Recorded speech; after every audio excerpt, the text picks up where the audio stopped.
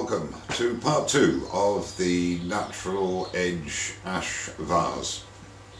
A very brief mention to a guy and fellow countryman called Michael Wright, and when I posted up the video and the work in progress picture of the vase, Michael very kindly gave me a good tip. Bearing in mind that I went through a bowl not too long ago, he said, don't forget to check the depth. Well, thanks for that, Michael. I would never have thought of that. Coming from Llanrumney, which is basically Cardiff, I'll forgive you. We'll go to the lathe now and we'll complete the vase, hopefully, the hollowing out. And I'll go through the process and my thought process as well on what I intend to do. Okay, where we are now, I've sanded up to 400, and I'm quite pleased with the result of the finish. The figure is very pale, as is quite common in a lot of ash. There's a little bit of spalting going on there. And I left it overnight because I wasn't sure whether I was going to give it a light dyeing to bring out the this figure, because it's really quite stunning. However, what I did this morning is put a little bit of sanding sealer mix on, a part of it, let it dry, just denibbed it, just a little bit to give it a tester, and it darkens up sufficiently to highlight the grain pattern and the figure, because that's all I wanted to do with the staining. So as you know me, I like to leave things natural if possible, and I think this is going to come out fine. I'm not going to be staining or dyeing it. So I'll change the camera angle now and we'll start to hollow this out, and hopefully, as I've said in a post in Woodchuckers, that it doesn't end up a segmented vase. I've got a 20mm auger bit here, and if you use an auger bit, there is a threaded point at the end to locate your starting point. A tip I got off YouTube somewhere, just file that down a bit so that it doesn't grab, because when you go to pull the auger out, those threads can grab and cause a nasty accident. So I've got the depth marked with a Sharpie, and it's just a case of nice and easy feeding in and drilling a depth hole. And the speed will be about 400 reps. Nice and easy.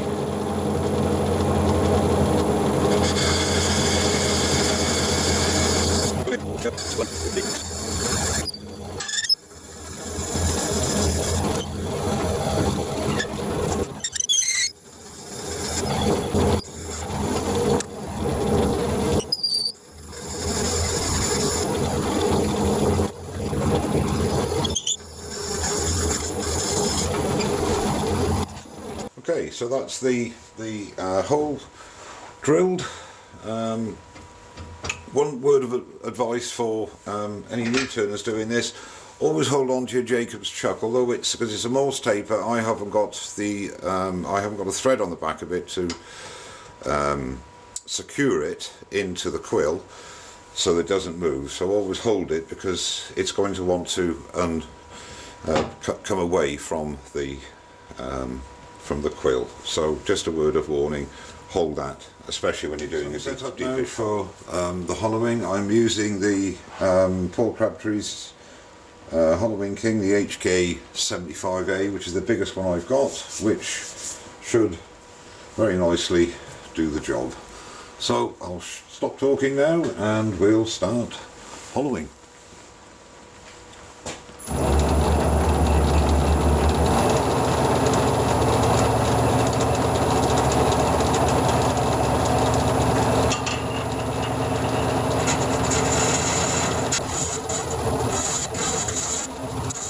I had to change the camera angle because my big head was getting in the way, so we'll carry on with this. I think we should be okay now.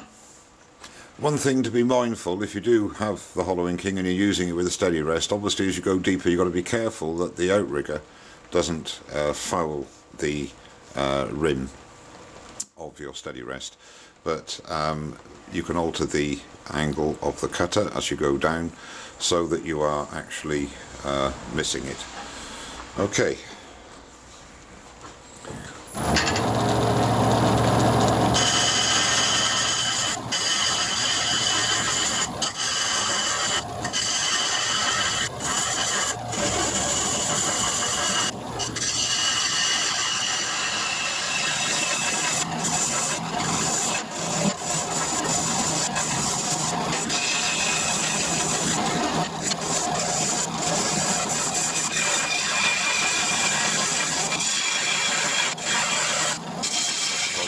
Steady rest because it is actually inhibiting me a little bit, so I'll do that and carry on.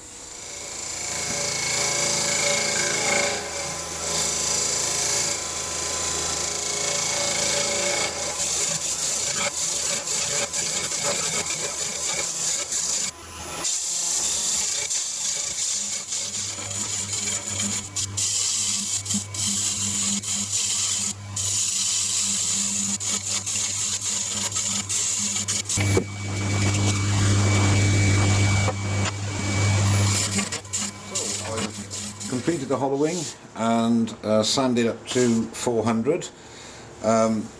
It's hollowed down to the first ring there, just before it, maybe just a little bit into it, which is about just over 8.5 inches, which for the HK75A is the maximum, virtually the maximum depth you can hollow at. So it's done very well. It was a very pleasant experience, unlike the sanding. As I say, the bark, I can't go any thinner here, because if I do that, it's gonna, if I get rid of that ring of hardwood there, it's going to leave big holes here, so big gaps here. So I'm leaving it. So now I'm going to give 2 coats of sanding sealer mix, and immediately that starts to bring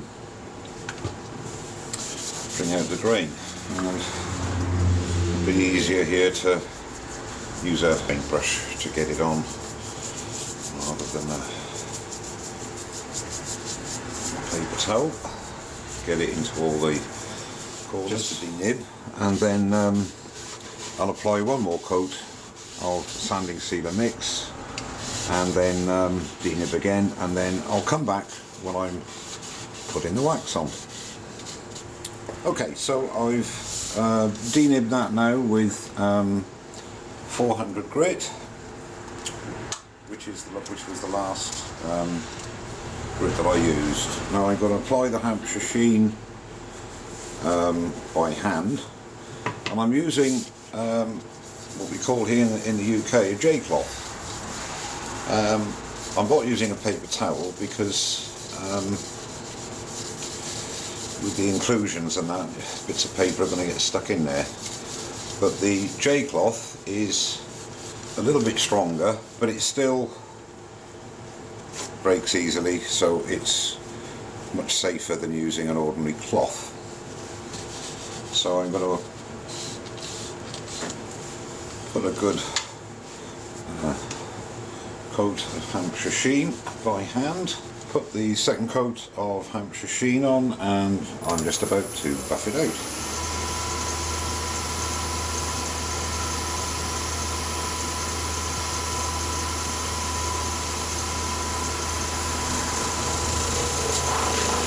Not too much pressure, especially at the top there.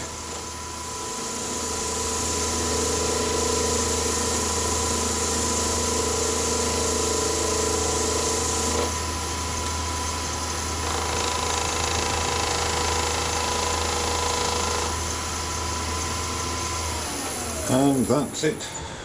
Apart from parting off, job done. Okay, so I've got to use my diamond parting tool. I'm going to not part off completely.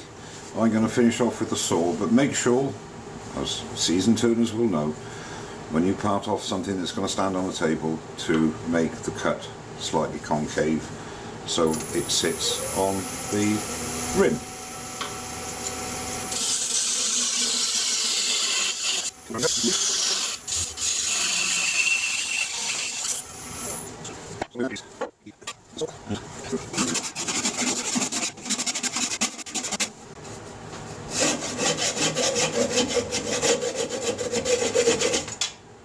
So the vase is finished. Very pleased how it turned out actually. As I say, used a hacksaw to cut the nub off the actual off the lathe rather than doing it all the way through in case it flew away, and just sanded that then with a power sander with a drill, and that's it really. I'm rather pleased with it, and I would have liked to have had the rim a bit thinner. It's just about 3/16 of an inch all the way down, apart from the very bottom, because I wanted a bit of weight there because dried flowers are going to go in there so it won't topple over.